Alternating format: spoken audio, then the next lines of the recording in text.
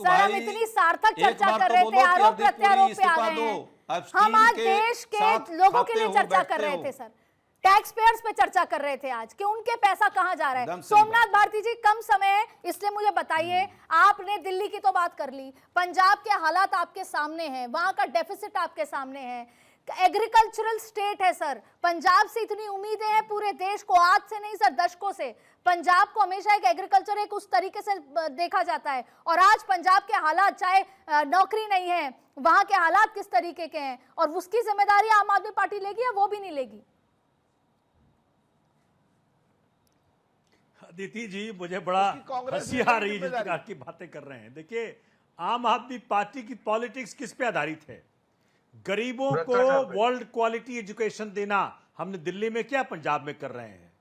गरीबों के लिए जो अफोर्ड नहीं कर सकते हैं, वर्ल्ड क्वालिटी हेल्थ केयर देना दिल्ली में किया, पंजाब में कर रहे हैं। बेरोजगारी दूर करना, हमने लाखों नौकरियां पंजाब में दे दिया। गरीबों के लिए बिजली पानी का प्रबंध करना, हमने पहली बार वहां पे 20,000 किलोमीटर सड़कें बन रही हैं।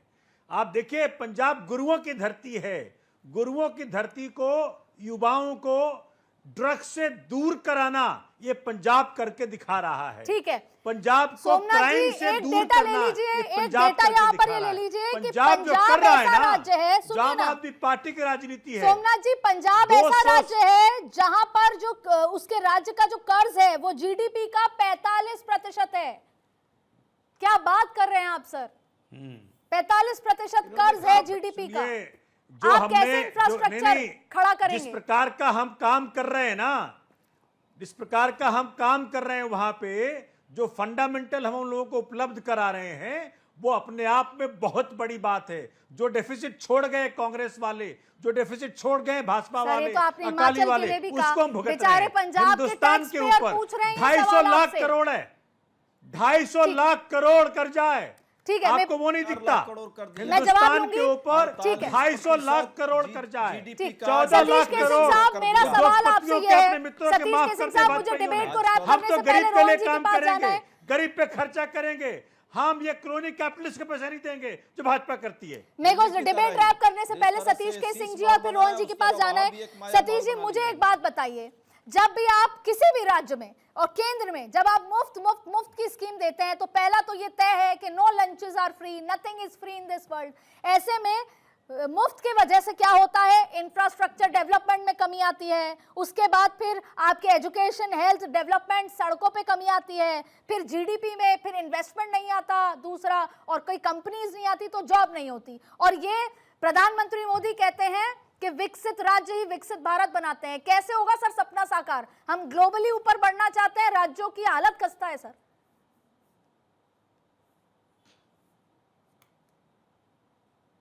सतीश जी, आपकी आवाज नहीं आ रही है, मुझे आगे बढ़ना होगा। अनम्यूट कर लीजिए एक बार आप अपने आप को।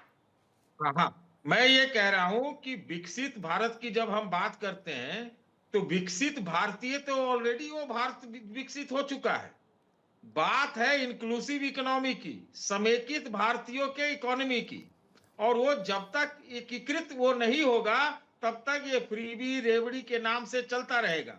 आप उससे निजात भी नहीं पाएंगे, आप उसको गलत भी बताएंगे तो भी आप करेंगे। एक बात यह है, बात सही है आपकी कि रेवड़ी की परिभाषा होनी चाहिए, फ्रीबी की या मूलभूत सुविधाएं जो भी हम कह लें, उससे चीजें बाधित होती हैं। लेकिन जब तक इकोनॉमी में सबकी भागीदारी नहीं होगी, तब तक ये आपको करना पड़ेगा। ये तो आसान रास्ता है ना, कोई भी सरकार पार्टी के लिए कुछ मत करो, 2, 4, 5, 10, 20 हजार चुनाव के समय बांट दो।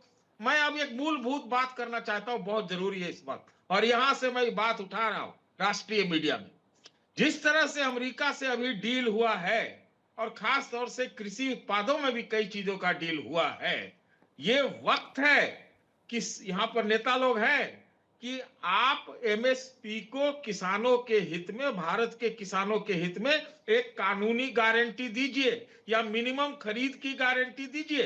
ये दोनों गारंटियां इस वक्त की जरूरत है। तो फिर आपको किसानों को 2,000 नहीं देना पड़ेगा। ठीक है, रोहन गुप्ता जी 30 सेकंड में मुझे डिबेट रैप करनी है। एक बहुत महत्वपूर्ण सवाल, एक तरफ तो हम ग्लोबल लीडर बनना चाहते हैं, दूसरी तरफ हम चुनाव से पहले मुफ्त की बात करते हैं। क्या ऐसा हो सकता है कि भारतीय जनता पार्टी एक स्टैंड ले? क्या संसद में कोई एक बिल या कोई चर्चा करे कि हमको डेफिसिट जिस भी सरकार का जितना है उस हिसाब से ही वो दे पाएंगे? ऐसा कोई एक तरीका आएगा, सिस्टमैटिक स्ट्रक्चर बनेगा, या आप एक बार फिर आसाम में, पश्चिम बंगाल में इसी तरीके की महिलाओं को डायरेक्ट बेनिफिट देंगे और फिर ये चीजें आगे बढ़ती जाएंगी? पर कैपिटा इनकम कम है, हम चौथी अर्थव्यवस्था पर हैं, लेकिन असलियत हमारी कुछ और है सर। देखिए अदिति जी, आपने जो सवाल पूछा उसका सिंपल जवाब है कि ये एक लॉन्ग टर्म प्रोसेस है। मैं अभी आप में कई साथी बता रहे थे कि देखिए, उपाय बताइए सर। मैं आपको जवाब दे रहा हूँ, आपका आप ऐसा मत करिए, मैं सारे जवाब दे रहा हूँ, ये इसका रीजन मैं डिबेट नहीं करता हूँ, बहुत स्ट्रक्चर वे में। और बीजेपी एनडीए सरकार ने ये करके दिखाया। जब मैंने आपको कहा कि फिस्कल डेफिसिट 4.3% का जो टारगेट है वो अचीव करना, ये अपने आप में एक बड़ी चीज है। दूसरी चीज, जो स्टेट को डिसबर्समेंट किया गया फंड का 25,57,000 करोड़, इसका मतलब 12.5% की वृद्धि जो सेंट्रल गवर्नमेंट की जिम्मेदारी है, डिसबर्समेंट टू स्टेट। तीसरी बात, अभी जो जी राम जी योजना की हम बात कर रहे हैं, 100 दिन के रोजगार से बढ़ा के 125 दिन करना। चौथी बात, लखपति दीदी से द्वारा महिलाओं को आत्मनिर्भर करना। पांचवी बात, मध्यम वर्ग को 12 लाख की इनकम तक का टैक्स फ्री करना। ये सब चीजें क्या है? क्योंकि देश का बड़ा मध्यम वर्ग है, 25-27 करोड़ जो लोग गरीबी रेखा से ऊपर आए, अब उनको जो हायर मिडिल क्लास में लेके जाना है। सरकार अपना काम कर रही है। कैपिटल एक्सपेंडिचर 2.5 लाख करोड़ से बढ़कर 12.5 लाख करोड़ होना, डिफेंस बजट 8% जीडीपी से होकर 11% होना। ये सारी चीजें जब एक साथ होती है वो फिस्कल डिसिप्लिन और सरकार की जो एक काबिलियत है उसके ऊपर उसकी मोहर लगाती है। हम दूसरे की तरह नहीं है कि सैलरी के पैसे ना हो, हम दूसरे की तरह नहीं है कि भ्रष्टाचार कर्नाटक में करते जाए और जनता को ना दे, हम दूसरे की तरह नहीं है कि तेलंगाना में चवन्नी का भी पैसा ना हो और जो व्यय करते रहे खर्चा। हमारे में फिस्कल डिसिप्लिन है।